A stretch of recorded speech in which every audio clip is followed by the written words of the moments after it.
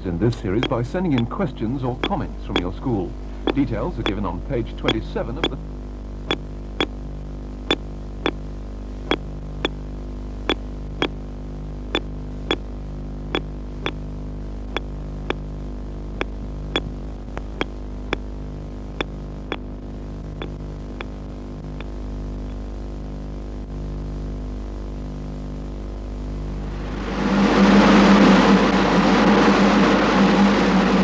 This is a film about the human skin, how it helps us keep warm, and what happens when it fails to do its job properly, and what happens when it gets damaged by a wound or a burn or a scald.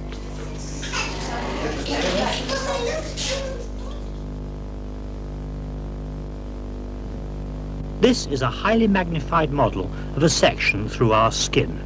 It's this part, which you can pinch between your finger and thumb. The very top outside layer has been cut away along here, and there are the roots of the skin hairs. Deeper down, there's a layer of yellow fat, and it's this which enables our skin to do one of its most important jobs, keeping our body's heat in when it's cold outside. In a laboratory at the I.M. Marsh College of Physical Education near Liverpool, they carry out experiments to see what happens when we're exposed to different weather conditions. This is Sally. She's lying in a sort of plastic coffin, and she's wearing only light clothing, not the sort of thing you should risk bad weather in. She's been lying here for 15 minutes to come to equilibrium, and now Sue is going to take some temperatures.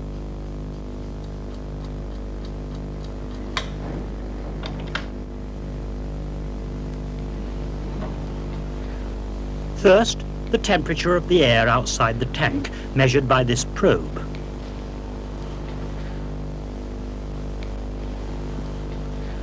(17°C). She writes it down. Now the temperature of the surface of Sally's skin, measured by another probe taped to her arm. She writes this down. Finally, Sally's core temperature, that is, the temperature deeper inside her body, measured by a probe inserted down her ear. So, here are the temperature readings. Outside air, 17°C. Skin, 30.5, 30.5°C. And the core temperature, 36°C. Now that's in still air. Now let's start a breeze blowing. Start the fan now. The fan draws in air from the room, and now Sally's lying in a fairly stiff breeze.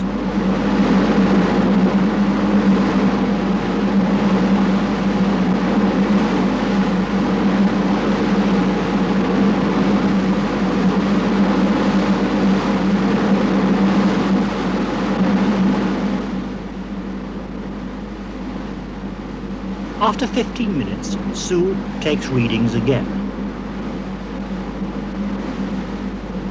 First, the air that's blowing across Sally, the same as before, 17°C. Now, Sally's skin. This was 30.5 degrees before, now it's cooled to 25°C in the breeze. And finally, her internal core temperature. This has gone down only half a degree. It didn't go down any further even after another 45 minutes or so, and Sally stayed quite happy and comfortable.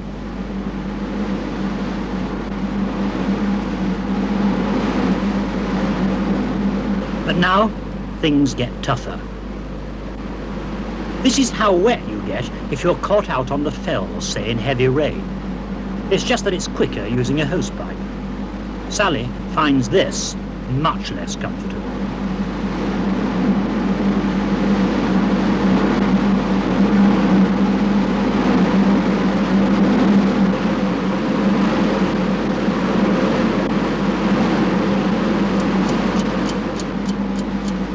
After 5 minutes, she's feeling very cold indeed.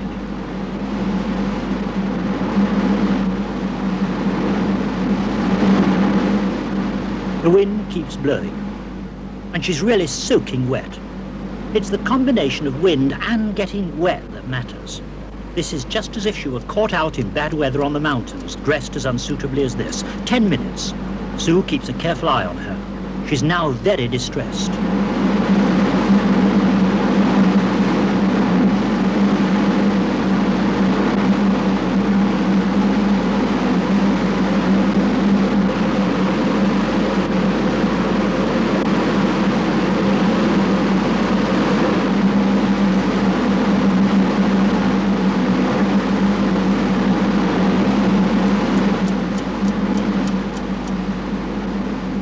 Minutes, and now for the temperature readings. Air temperature just the same as before.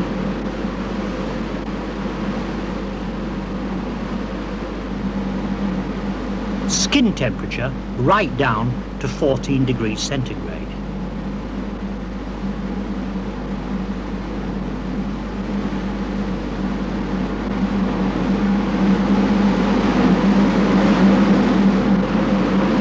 Core temperature, and that's the one that matters, has dropped only another degree, down to 34.5 degrees centigrade.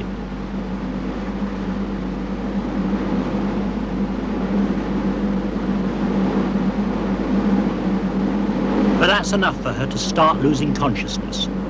It's still falling, and if the experiment was continued, she'd be in danger.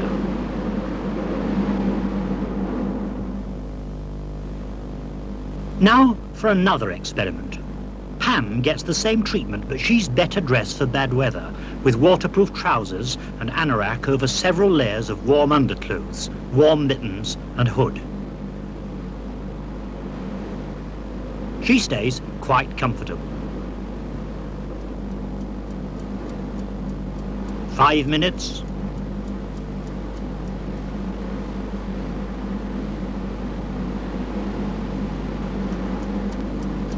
10 minutes.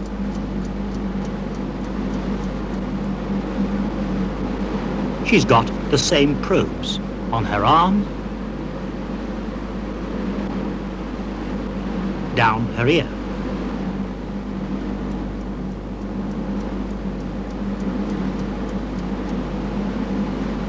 And at 15 minutes, here are the readings. Skin, 32 degrees centigrade. It hardly fell when she got the water treatment.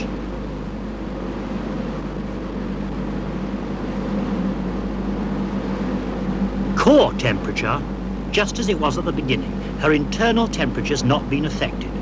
She stayed like this for another hour, and her only complaint was that drops of water fell in her eyes.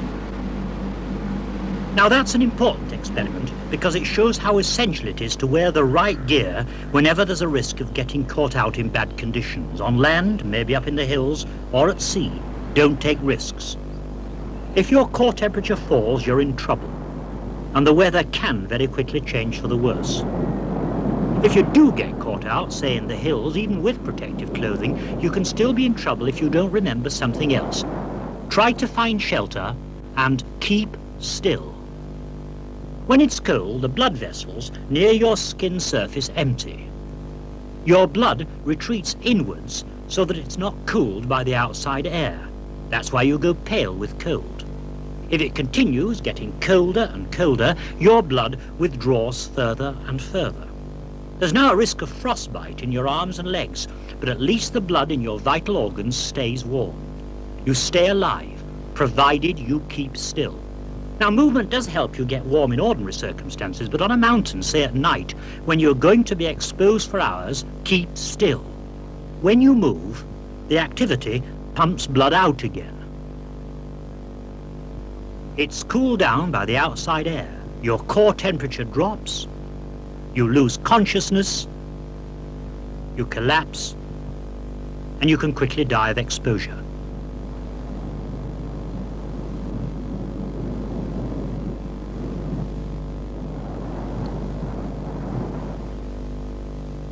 Here's another fact for life about cold. Babies, because they're small, can lose heat quickly, so that their core temperature drops to danger level. That's why they must always be well protected against cooling.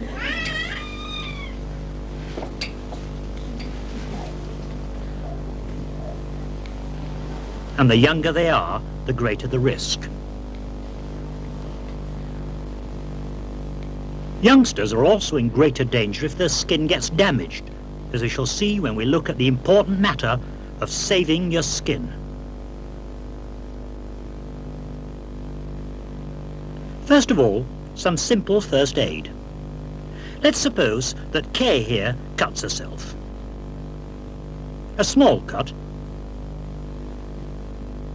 She should run cold water over it to clean the wound and help the blood to clot.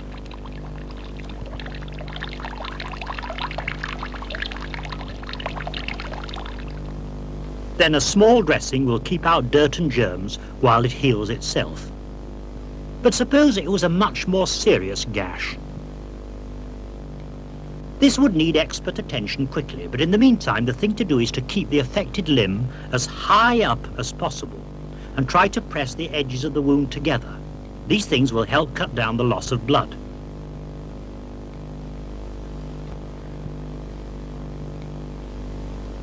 She should sit down to combat shock and keep that arm in the air. A proper sterile dressing's the best thing to use, but a clean handkerchief or paper tissues would do. Mark's using a dressing, getting it pressed firmly over the wound to staunch the blood.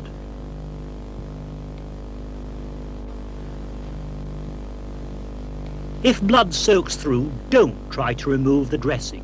This would break up any clot that might be forming and increase the bleeding again. Simply put another dressing on top. Then get medical help. A wound like this would need stitching to help it heal.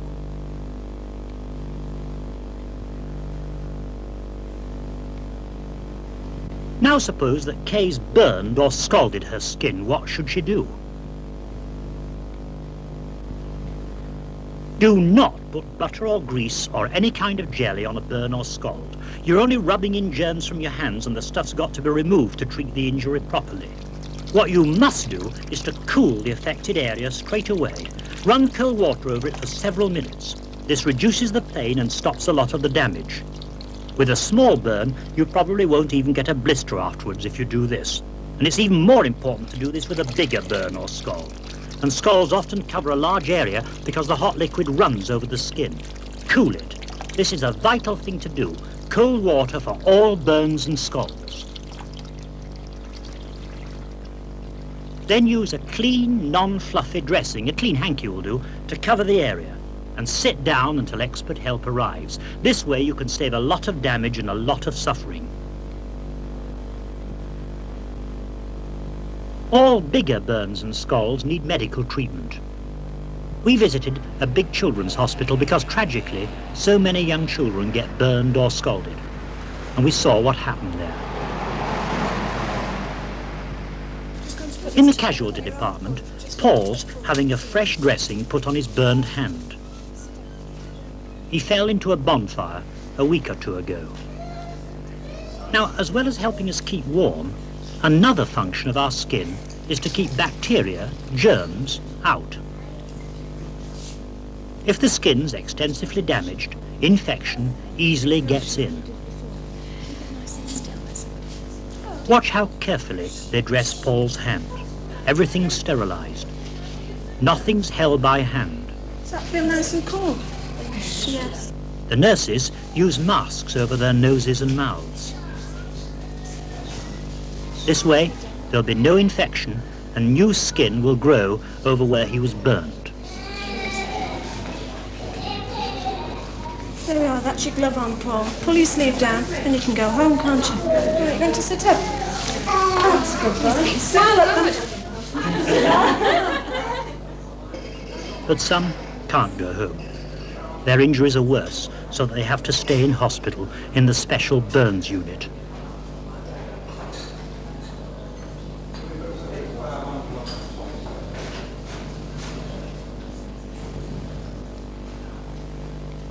Burns and scalds are always likely to be more dangerous for small children than for adults. This would be a nasty scald on a grown man, but only a small fraction of his total skin area is damaged.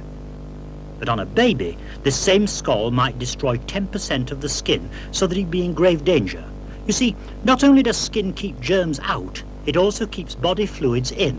And if anyone, child or adult, loses a lot of skin, fluids lost through the wound, and the result is what's called shock, which can be very dangerous. We asked the surgeon in charge of this burns unit about this, and he explained what they had to do about serious burns and scalds.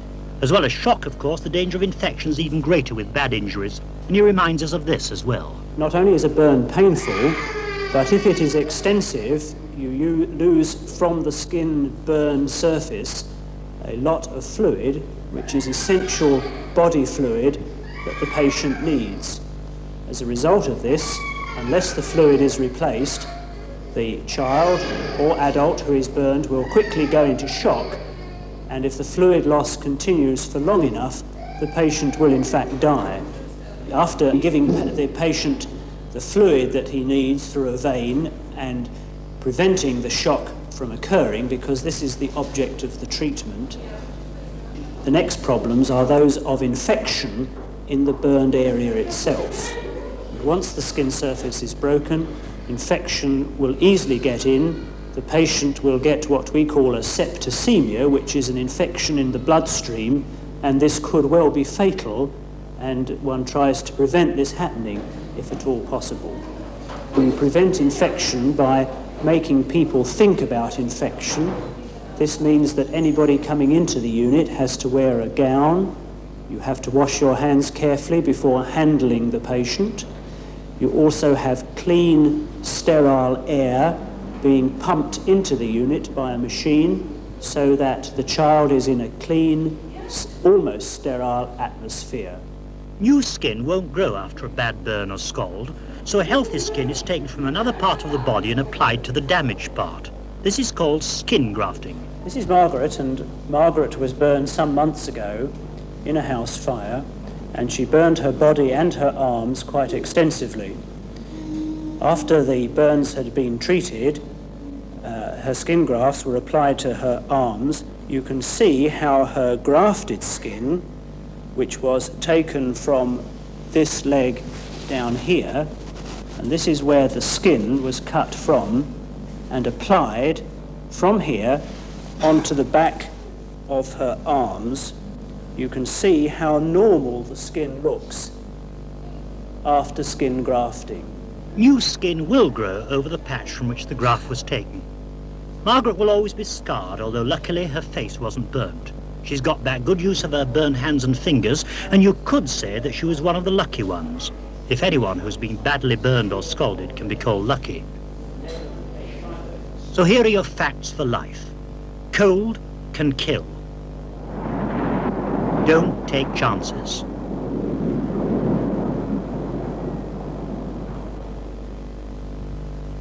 And save your skin.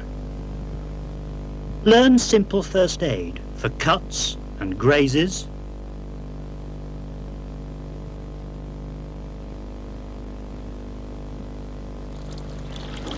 and for burns and scalds. On burns and scalds, perhaps that surgeon should have the last words.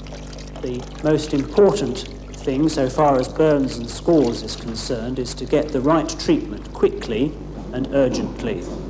But of course, the most sensible thing is to not have a burn or scald at all, and therefore it means that one has got to be continually careful in the home, particularly with toddlers, that hot water scalds do not occur.